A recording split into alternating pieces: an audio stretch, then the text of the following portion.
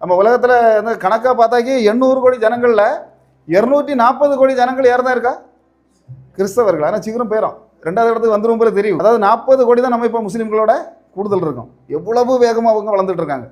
இப்போ 240 கோடி கிறிஸ்தவர்கள்னா 200 கோடி முஸ்லீம்கள் வந்தாச்சு. அப்போ 440 கோடி கிறிஸ்தவமும் முஸ்லீமும் மட்டும். அப்போ ஆபிரகாமிய மதங்கள் தான். ஆபிரகாமுக்கு பிறகு தோன்ற மதங்கள் 3 மதங்கள், ஒன்று யூதம், ஒன்று முஸ்லீம், இன்னொன்று கிறிஸ்தவம். இந்த 3மே ஆபிரகாமினுடைய வழியிலாட வந்த சந்ததிகளுடைய மதங்கள். ஆனால் இன்னைக்கு ஃபர்ஸ்ட் இடத்துல கிறிஸ்தவம் இருந்தாலும் நம்ம ரொம்ப நாள் மாற தட்ட முடியாது. கூடி போனால் 10 வருஷத்துக்குள்ளே நாம் என்ன செய்யலாம்?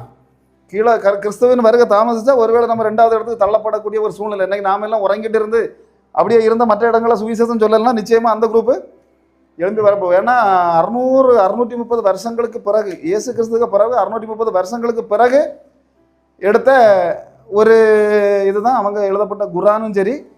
630 வருஷங்களுக்கு பிறகு அதுதான் அந்த முஸ்லீம்